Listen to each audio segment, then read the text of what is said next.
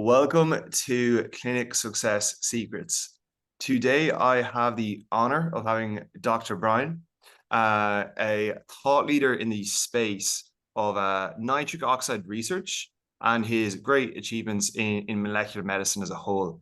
He's also the founder of Bryan Therapeutics, a company that's dedicated to the research and innovations around nitric oxide and the powerful benefits that they have for humans, human disease, improving cardiovascular health, and a myriad of chronic disease. So, first of all, I just want to say thank you so much for joining me today, and I'm really looking forward to our call.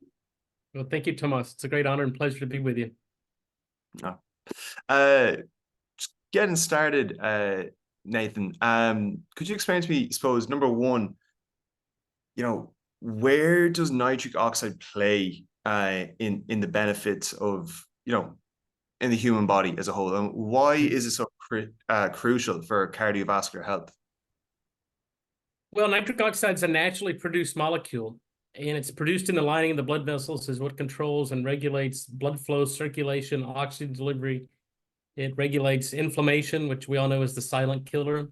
Cardiovascular disease is the #1 killer of men and women worldwide, and it's been that way for the past hundreds of years, despite billions in research, despite a clear understanding of nitric oxide in vascular biology and the cardiovascular system.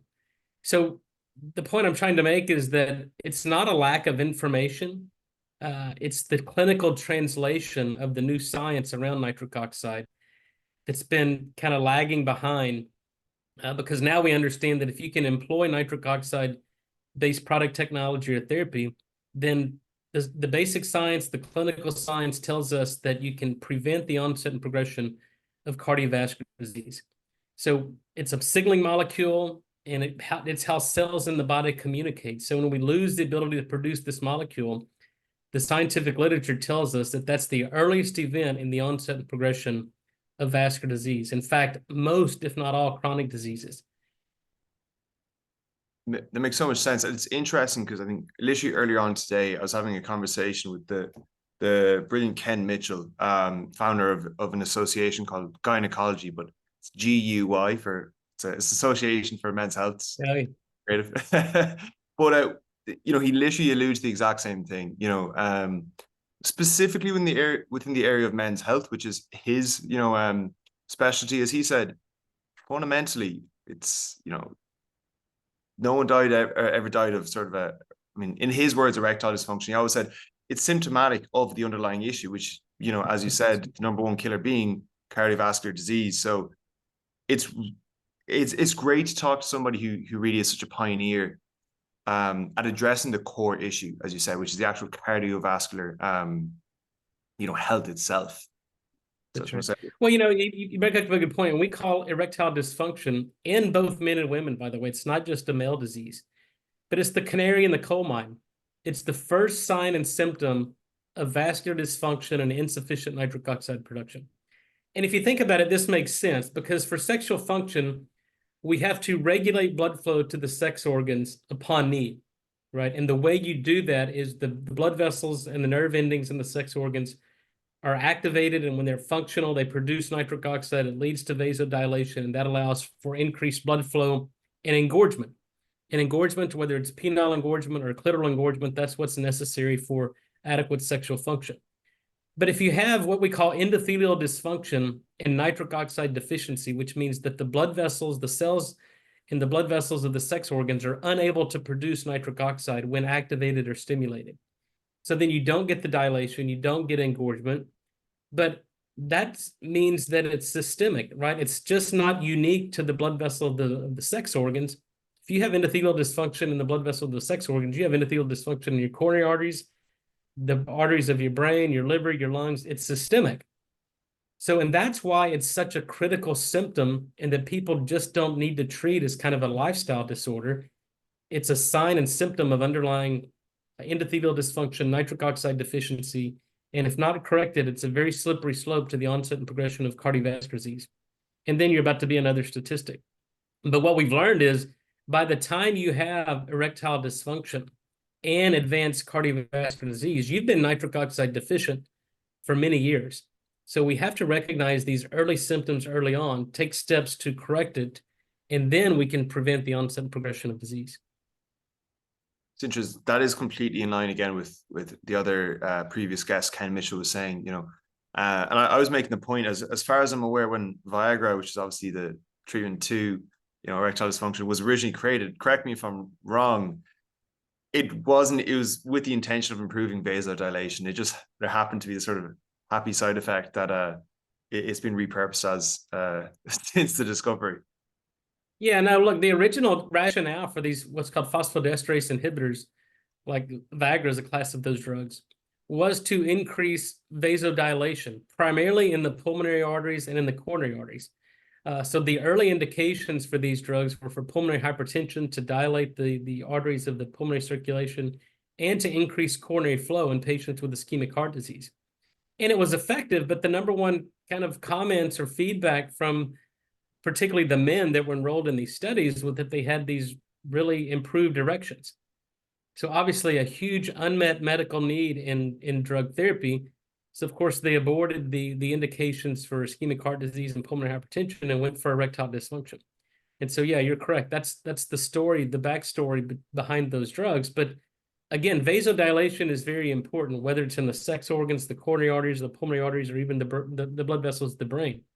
If you can't vasodilate, then you can't increase blood flow upon demand. So circling back to the work that you're doing with nitric oxide specifically, how specifically does enhancing nitric oxide production impact the management and treatment of chronic diseases in clinical settings and just in general helping with cardiovascular health? Yep. Well, if you look at kind of the mechanism of chronic disease, and it doesn't matter if it's cardiovascular disease, Alzheimer's, diabetes, autoimmune disease, what have you, there's 4 common denominators in all chronic disease. Number one, there's decreased blood flow to that affected organ, right? So it's called ischemia or hypoxia. And then number 2, that leads to inflammation, oxidative stress, and immune dysfunction. And all of that is a consequence of insufficient nitric oxide production. So if we can restore the production of nitric oxide, it leads to vasodilation. Now we can actually perfuse that affected organ. And when we increase and improve nitric oxide production, it shuts down the inflammatory response, it inhibits oxidative stress, and it prevents the immune dysfunction that you see in chronic disease. So this single molecule, simply restoring the production of this single molecule nitric oxide, addresses the root cause and hallmarks of every single chronic disease. And to the contrary, if you don't focus on the restoration of nitric oxide, it doesn't matter what you do thereafter. It's not going to work because we have to understand the underlying biochemistry and physiology of what leads to chronic disease, what's the hallmarks of chronic disease, and get to the root cause of it. And it's really recognized that it's the lack of nitric oxide production that's the root cause of all these chronic diseases. Right. So circling back to the work that you're doing, you know, both academically and with Bryan Therapeutics, number one, what has that roadmap looked? We'll start there. What does the roadmap look like for you in terms of, you know, working with nitric oxide? You know, what were the first steps when you started personally working with integrating nitric oxide into helping people's health? You know, I'd love to find out what your first steps were in that space, and then, you know, further on the conversation, we can look at what exciting work you're doing today. Well, you know, this all started for me in academia about 20 years ago, 25 years ago. And really my first kind of mission and objective was to determine, how does the human body produce nitric oxide? Because we can't develop safe and effective therapeutics or product technology until we understand the underlying biochemistry and physiology. And so once we understood how the human body makes nitric oxide, the next step was, what goes wrong in people that can't make it? What are they doing? What's leading to a loss of nitric oxide production that's affecting these endogenous systems that produce nitric oxide? And until you answer those 2 fundamental questions, there's no way you can develop safe and effective product technologies, because we have to understand the root cause and the underlying deficiency. So that's how it all started. And fast forward today, 25 years later, we understand how the human body makes nitric oxide. We understand what goes wrong in people that can't make it, what's leading to this insufficient nitric oxide production. And now we have product technology that completely overcomes that. So our whole strategy and kind of the roadmap going forward is, if your body can't make nitric oxide, then we have to do it for you, right? Similar to testosterone or hormone replacement therapy. The older you get, the less you make. So what do? You replace the production or the actual molecule. But we also understand now the enzymology and the biochemistry to where our product technology actually enhances or improves the body's ability to make it on its own. So number one, if your body can't make it, then my products do it for you. It's vasoactive, dilates the blood vessel, reduces inflammation, oxidative stress, and immune dysfunction. But we're also fixing the enzyme in the lining of the blood vessels. So now you get better endothelial function. And we've recognized that the oral bacteria, the bacteria that live in the mouth, are a source of nitric oxide. So we can actually improve the oral microbiome and improve nitric oxide production in the oral cavity. So nitric oxide, once it's produced, it kills most pathogenic bacteria, but interestingly, it selectively improves the population and the number of the good non-pathogenic commensal bacteria that are responsible for producing nitric oxide. So at the end of the day, we're restoring the production of this molecule, and we're improving the body's ability to make it. And we're recapitulating endogenous production and endogenous signaling. So what does that mean looking forward? It means that we have drug technology and clinical trials now for things like ischemic heart disease.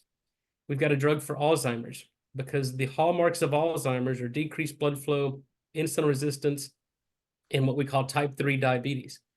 And nitric oxide certainly improves cerebral blood flow, enhances glucose uptake, and potentiates insulin signaling. So nitric oxide will be really the end-all, be-all, cure-all for diseases like Alzheimer's, to which, as you know, there's no current treatment, safe and effective treatment for Alzheimer's. And then we're making a topical drug for diabetic ulcers and non-healing wounds. There's been no innovations in wound care for the past 50 years. We treat wounds today the same way we did 50 years ago. And nitric oxide actually addresses all underlying aspects of non-healing wounds. It kills the infection, and it gets blood flow to the wounds where you can get activated immune response and get tissue granulation, tissue growth, and it heals the wound. And so that's just the short list of where we're starting. But as I mentioned earlier, there's really no clinical indication where nitric oxide delivered at the right dose at the right time in the right patient wouldn't provide benefit. So that's where we're headed. I think, I know that nitric oxide-based therapies will change the landscape of medicine and change the world, and it will be how we treat patients for the next 100 years. That's incredible. It really does seem like a miracle molecule. To correct me if the terminology is incorrect there, or compound. But what I love about what you touched on there is the fact that it's not actually affecting detrimentally the actual body's natural production of nitric oxide.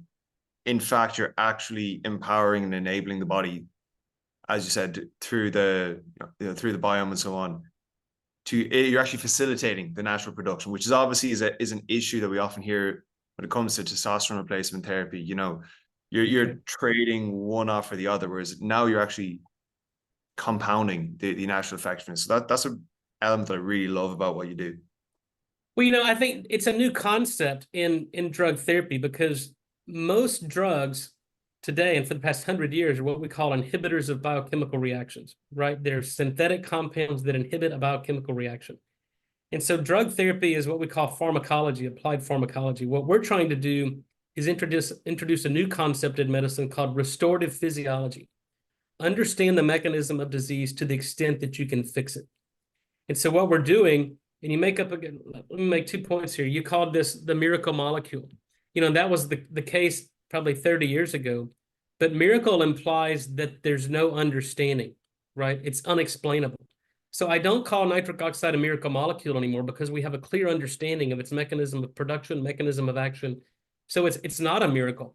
There's a clear understanding and a well-elucidated mechanism on how it works, when it works, and what it does. And then the other point I want to make is when testosterone, right? So if we give testosterone replacement therapy to restore and replace this hormone, as everybody knows, it shuts down the endogenous production of this molecule. So now you become dependent upon continuous hormone replacement therapy through intramuscular injections or troches or pellets or whatever the preferred choice is. So that's a great financial model for companies because it makes the patients and the consumers dependent upon it, but it's not a good physiological model. And I don't want to introduce something that inhibits or shuts down natural physiological processes. So that's one of the first things we tested with our product technology. Number one, can we deliver nitric oxide that's vasoactive? And number two, does it cause tolerance or tachyphylaxis or shut down endogenous production? Because we really haven't fixed anything if we're disrupting normal endogenous production. So that was our number one focus early on. Give the body nitric oxide if it can't produce it. And then more importantly, let's understand why the body can't make it and fix those endogenous systems. I love that. So with regards to all this, I mean, there's so many angles you can go from there, but circling back to, again, the people listen to this, it's largely going to be, medical professionals of different sorts, clinic owners, practice owners, and things like that. How can the integration of nitric oxide, impact sort of clinic operations and patient management systems? Do we have a solution, with Bryan Therapeutics right now where people can take this into their own hands and start helping patients today? Or how does that interplay look right now? Yeah, so Bryan Therapeutics is a kind of the parent company, but we've got a drug discovery division where we're taking drugs through the FDA for specific indications. So this will be, when our drug's approved, it'll be a prescription medication that physicians can prescribe for certain indications in their patients. But we also have a consumer products division where we have over-the-counter products that are available today and been available for the last several years that they can now implement into their clinical practice and resell to their patients. So it really, I think it addresses the main really mission and objectives of clinical medicine. Number one, they're going to see their patients get better. Number two, it's an additional source of revenue into the clinic because we have wholesale programs through our consumer products division that physicians can buy this product at wholesale price, retail it to their patients in their clinical practice. But here's what we're finding, and there's many physicians and practitioners that see the frustrations, the daily frustrations of medicine, right? Patients come in, once they make a diagnosis, they really have a finite number of responses to that indication, because if you prescribe a drug or do something that's outside the so-called standard of care, then these physicians are putting their licensing at risk because the boards can come after them for malpractice or practicing outside the standard of care. But here's what we're learning is that patients are poorly managed clinically with the standard of care is because we never address the root cause of disease. And I think nitric oxide is foundational. It's not a silver bullet. It's not an end-all be-all cure-all. It's not going to make 100% of your patients better as soon as you start giving. But here's what we do know, and this is based on 20 years of basic science and probably 10 years of clinical translational science, that when you restore the production of nitric oxide, you improve blood flow, you reduce inflammation, oxidative stress, and immune dysfunction, and now is really allowing the body to start to operate. Now you can dig a little bit deeper and figure out, okay, is the illness due to some nutrient deficiency? Is the illness due to some exposure to some toxicant, whether it's a virus, bacteria, or environmental toxicant? And then if you give the patient a missing nutrient and you remove from the patient what's toxic, then the body heals itself, right? But without restoring the production of nitric oxide, you're still going to have decreased blood flow. You're still going to have out of control inflammation, oxidative stress, and immune dysfunction. So it's foundational. Let's start with the restoration of nitric oxide. And now whatever you do there clinically, thereafter, you're going to have better clinical outcomes and the patient's going to get better. So am I correct in saying based on the way you're describing this is, I wouldn't say a blank slate, but more so is to remove one extra variable in terms of potential causes. So let's just say, right, we know for a fact that it's nitric oxide, and from then on we see, based on where they're at, what other therapies may make sense. Is that sort of the protocol you're suggesting? No, that's exactly right. So it's foundational. It's where you start. So when, and this isn't foreign to clinical practice, because if you've got a patient that comes in that's severely dehydrated, what do? You start IV and you administer fluids. Yeah. Well, we have to start thinking about these chronically ill patients. They're deficient in nitric oxide. So the first strategy should be, let's restore the production of nitric oxide. So, and you can actually, similar approach. If they're dehydrated, what do? You give IV fluids to rehydrate and to increase volume. If they're globally nitric oxide deficient, let's start with restoration of nitric oxide.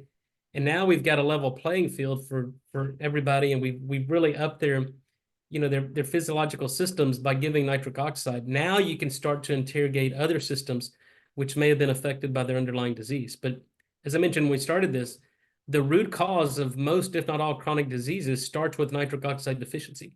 So you can't address the root cause of disease until you address a critical aspect of that, and that's the restoration of nitric oxide production. Okay. And then, putting the business hat on for any clinic owners listening to this, how do you propose, or how have you seen clinic owners effectively, market effectively, innovative treatments such as nitric oxide? Because you touched on, obviously, the fact that in addition to helping far more patients, it is ultimately, at the end of the day, an extra source of revenue for these clinics. Are there any particular strategies that you've seen clinic owners implement to successfully use that to differentiate themselves? Yeah, we leave it up to the medical professionals because the beauty of being a physician or a healthcare practitioner is you can use your best medical judgment for what you think is best for the patient.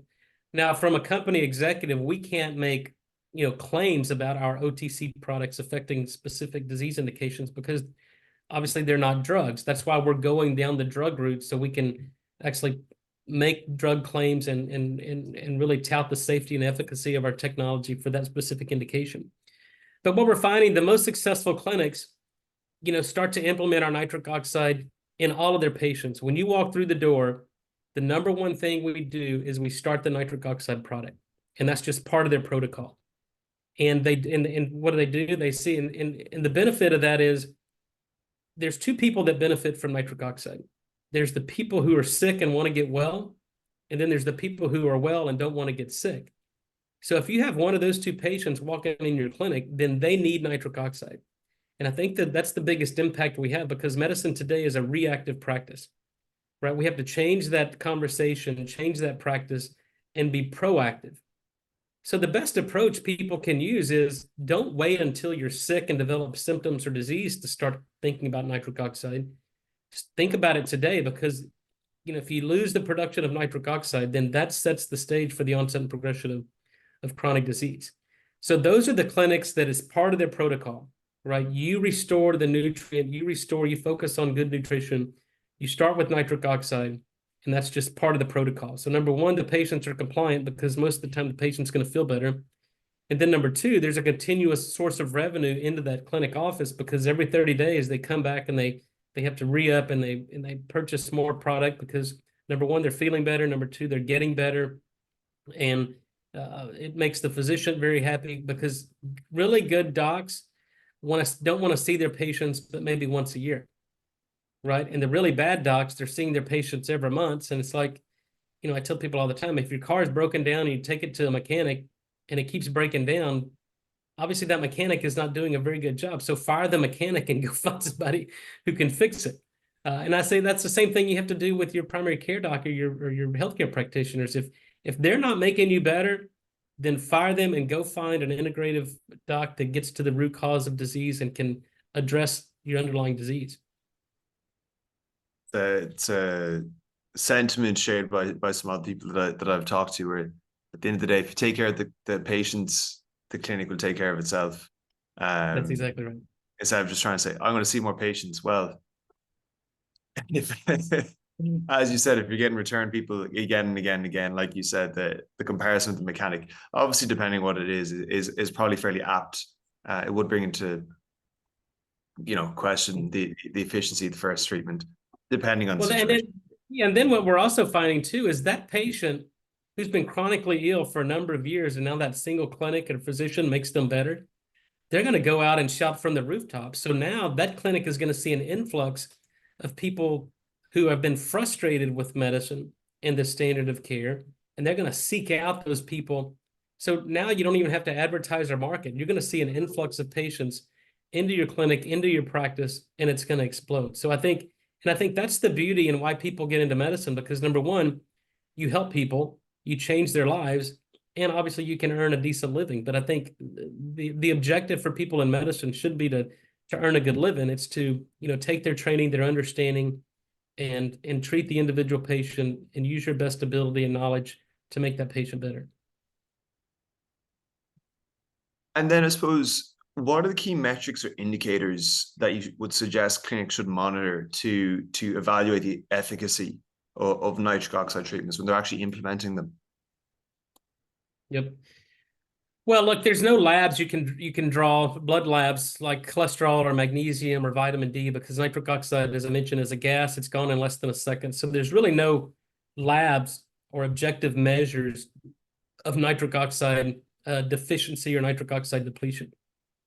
So what we rely on are symptoms. And so blood pressure is obviously the easiest kind of metric, objective metric that we can see. So 2 out of 3 Americans have an unsafe elevation in blood pressure.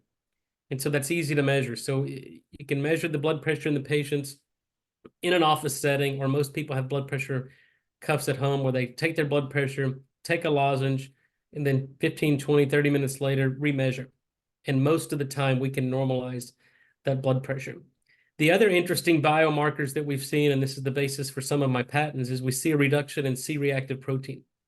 So in patients that have chronic inflammation, they see an uptick in this high sensitivity C-reactive protein, and nitric oxide, when we give the lozenge, lowers C-reactive protein. The other is triglycerides. No effect on total cholesterol, but we see about a 30% reduction in triglycerides in patients that have triglycerides greater than 150. And really, if you look at hyperlipidemia, specifically high triglycerides, that's what drives inflammation. And then inflammation is the silent killer. So if we restore nitric oxide production, we lower triglycerides, we lower the inflammation, we improve blood flow. And again, that gets to the basis of vascular biology and the underlying cause of chronic disease. Okay. And I suppose, looking forward, what are the next, you've alluded to these a bit at the start of the conversation, but what are the next big developments in nitric oxide research that clinic owners should be aware of, and perhaps, hint into keeping an eye out for if they want to stay ahead of the curve and looking for potential? For the past 30 years, there have been drug companies with a very active drug discovery program around developing safe, effective nitric oxide drugs. And all those companies have failed. I've consulted and worked with many of these big pharmaceutical companies, but their strategy failed because they're using the old model of one drug, one target, kind of developing a synthetic compound that could inhibit a biochemical reaction. And so I think what makes us different is we're basically giving back this molecule nitric oxide at levels that would normally be produced. So when you do that, obviously you're restoring normal physiology, and that's this whole concept of restorative physiology in drug development. So today we have a drug in phase 3 clinical trials for ischemic heart disease. For us, that's kind of the low-hanging fruit, because there's 33 million Americans that are living with ischemic heart disease. There's about 250 million people worldwide. And ischemic heart disease is when you have advanced coronary disease. So the blood vessels of the coronary arteries are built up with plaque, and there's a little bit of blood flow going through the coronary arteries because there's what we call stenosis, or an obstruction of the coronary arteries. So it's ischemic heart disease. There's decreased blood flow to the heart. And the cornerstone therapy is a drug called nitroglycerin, or isosorbide dinitrate, ISDN. And these drugs have been used for hundreds of years. And they're effective because they're metabolized into nitric oxide. They lead to coronary vasodilation and get symptomatic relief of the acute angina that we see in ischemic heart disease patients. The problem with them is you develop tolerance. So when you give the first dose of nitroglycerin or isosorbide, the second dose is already reduced by 50%. So it's called tachyphylaxis or tolerance development. So over time, this drug therapy becomes less effective. And then you got to wean patients on and off of this drug therapy, and then you put them at risk for heart attack. So what we do is a little bit different. We generate nitric oxide, but in a mechanism completely different than organic nitrate metabolism, and there's no tolerance development. So we feel very confident that we can prolong exercise-induced angina in these patients with ischemic heart disease with no tolerance development.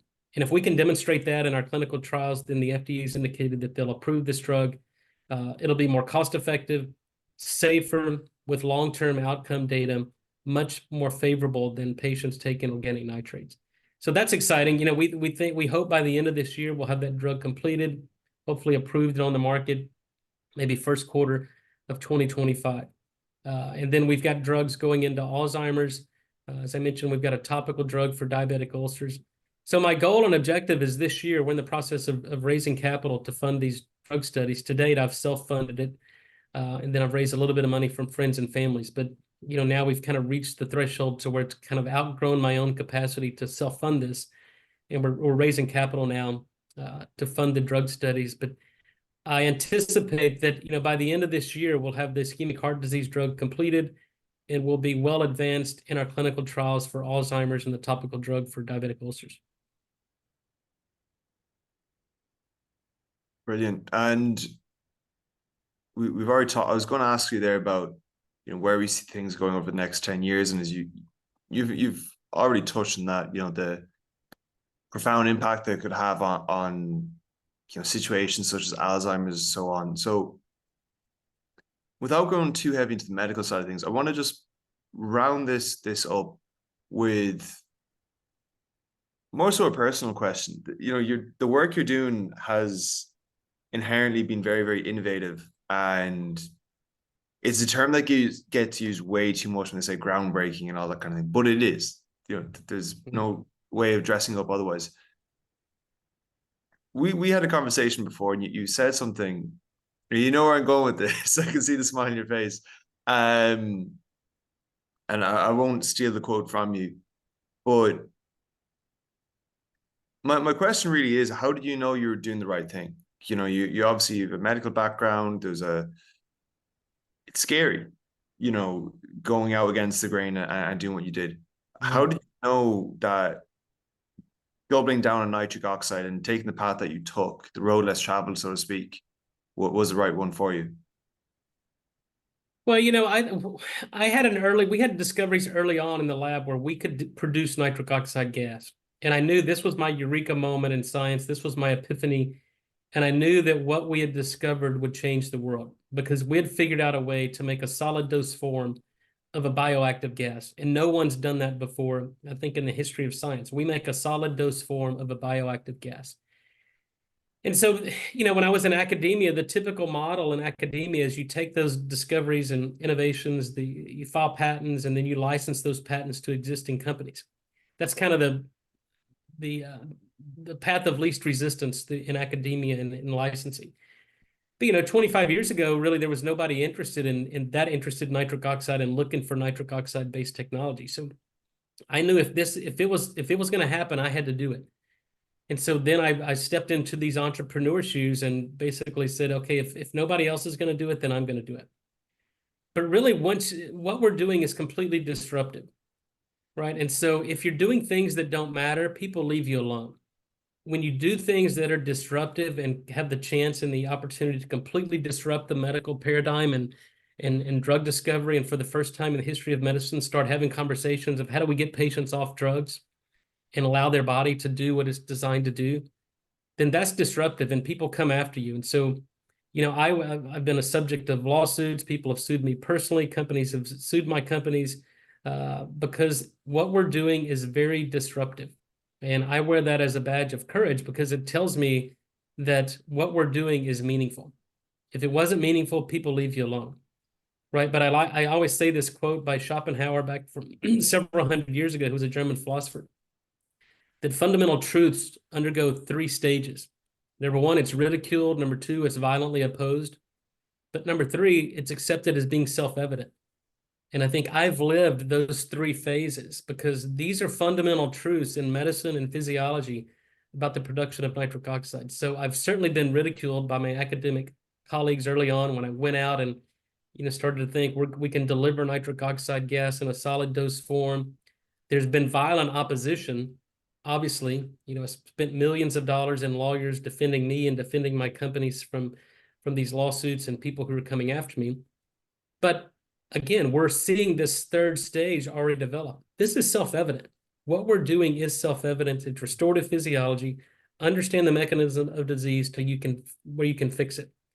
That's the whole basis of academic medicine and research and discovery is let's get to the root cause of human disease. The old way's not working. And, the old quote, insanity is doing the same thing over and over again, expecting different results. We've got to see what everyone else has seen, but think what no one else has thought. And that's kind of been my guiding principle is look through the noise, think differently, and develop technology differently than what's been happening. I don't really have much I can add to that. That was a powerful way to finish things, Nathan. But again, to paraphrase another guest that I had, Ken, he said, not a popular opinion. He's like, but my goal is to put myself out of. He's like, if I'm doing my job well, I shouldn't have a job. So, as he said, education.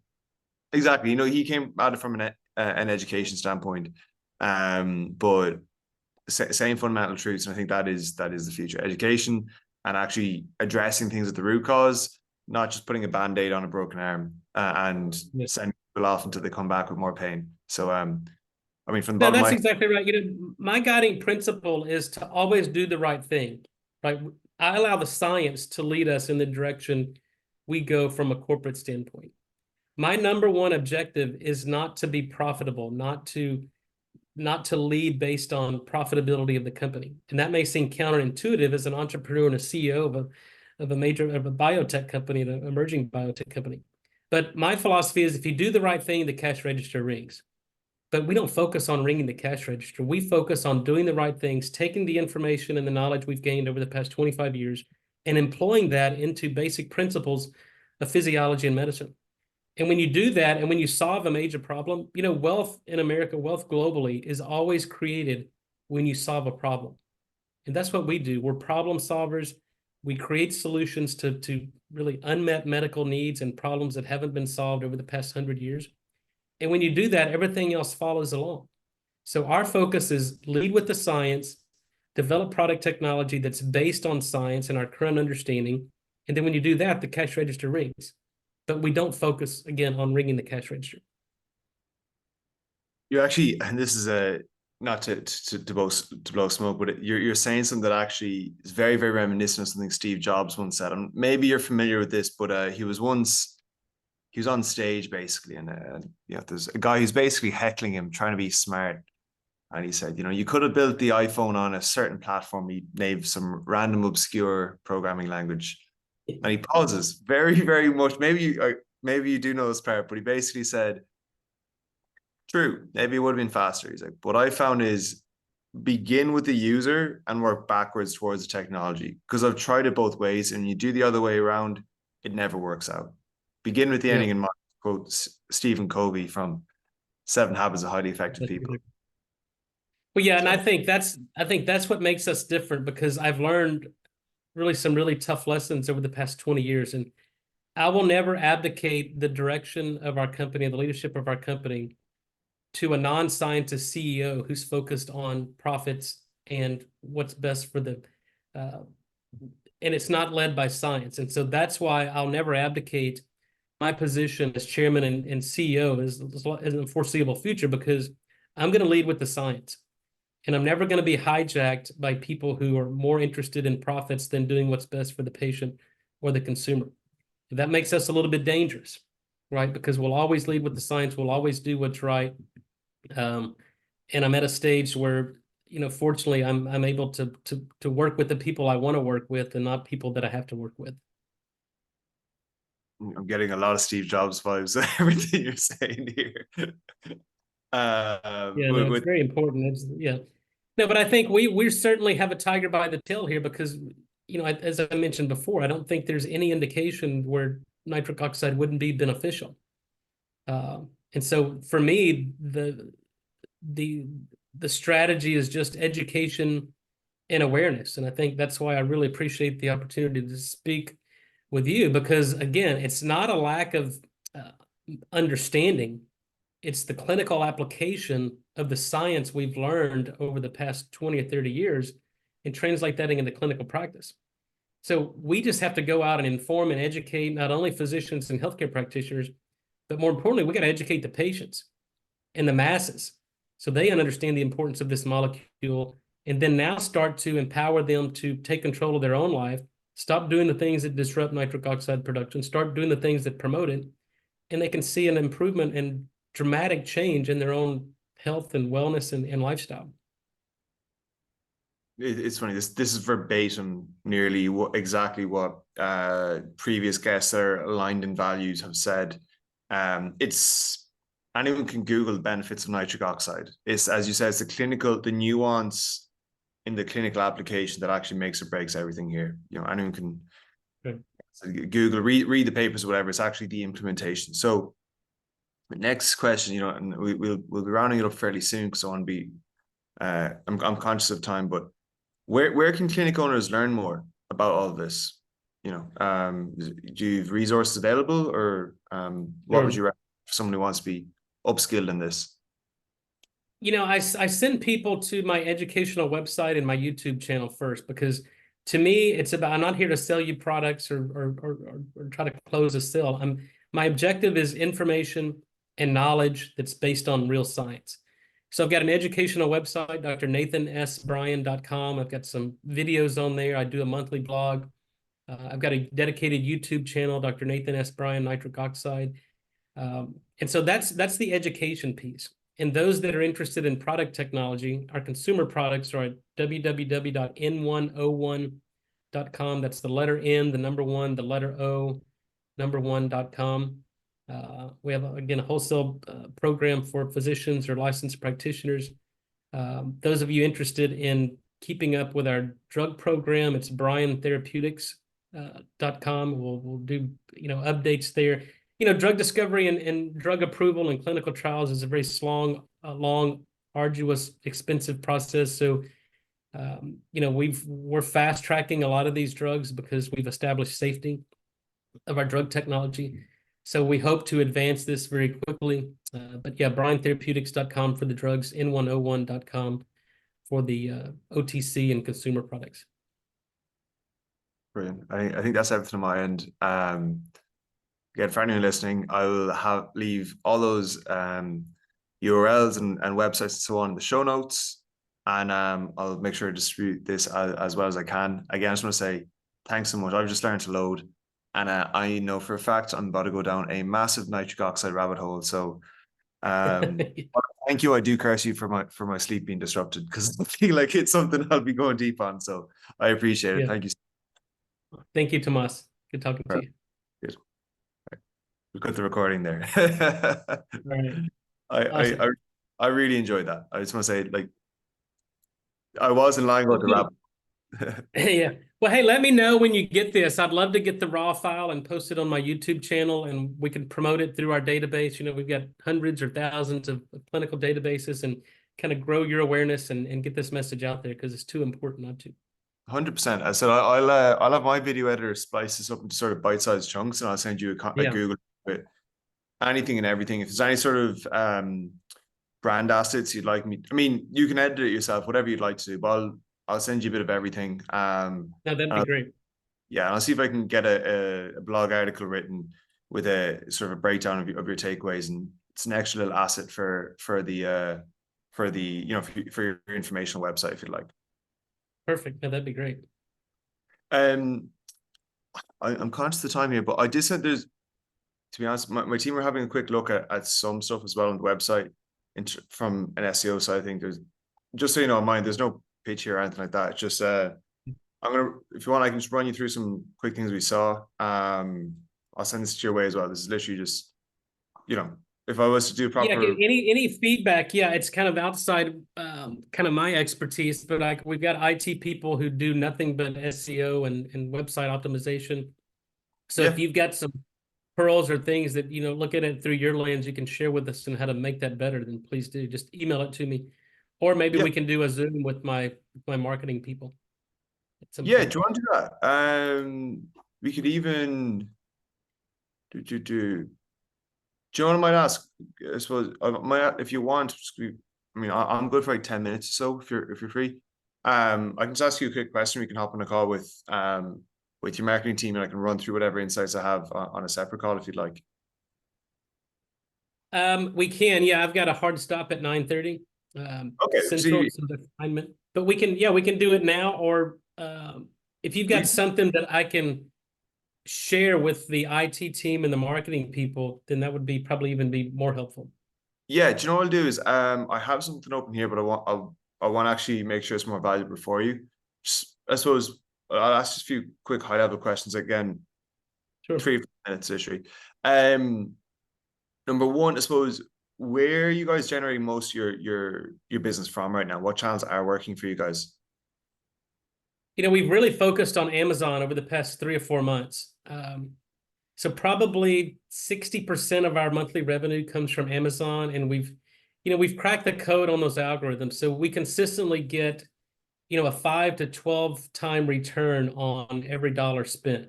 And so now we recognize these campaigns, we recognize the search terms, and so now we're just doubling down. We started with probably 5 to 10, maybe $15,000 a month in Amazon advertising. Now we're up to 30, 40, 50,000 because we invest $1, we get a consistent $5 to $12 return every time. So, obviously when you do that, the more money you invest, the greater the return and the multiple. But yeah, then the other comes from direct traffic to our website. What we're finding is about 80% of the traffic that comes to our N101 website comes from my YouTube channel. So people are searching me for the information, and then they're coming from YouTube to the site to buy. And that's really interesting because usually on these, I intentionally don't try to send people and close the sale and have a call to action to buy the product, because I want to maintain kind of agnostic in the products and be an educator. But I mean, it's interesting to see that they're finding the commercial website indirectly through my YouTube channel. Hey. And then is there a particular channel that you foresee? Because again, I've just, if I'm looking around, it's because I have the n101.com website open. If I was to come back with some sort of recommendations for you, would you rather that I put a focus on the n101.com website itself, or Brian? I think that's probably where we know that the N101 website, because what we've done historically is use the revenue from the consumer products division to fund the clinical trials. So obviously, if we can generate more revenue, then it's less capital to have to raise, and we can preserve dilution. Perfect. That makes perfect sense. And then, is there a particular channel that you feel right now is underserved, or are you planning on just tripling down on Amazon, or do you plan on diversifying those revenue sources? Look, we want to optimize every channel. Okay. We hired a dedicated Amazon person because early on we were just kind of meddling in Amazon, and we really didn't have a good strategy. But now we've recognized the strategy, we're executing on it. But yeah, anything we can do to drive traffic to the N101 website, improve our search terms, our SEO, or optimization, whatever you see. We completely redid the website about 7 or 8 months ago, and that increased our conversion tenfold. So just simple changing the look and feel of the website. We not only increased the traffic, but we increased the conversion, I think by a factor of 10, which was huge. Okay, perfect. So I see the website's built on I have it open now. It's built on WordPress. Right. So what I might do is I might have a quick look at the competitive landscape for you for Facebook ads, Google ads, and SEO, and then just give you some insights, and you can do with it what you will. If you want to work together. That'd be great. Thank you so much. At least you're making an informed decision. Yep.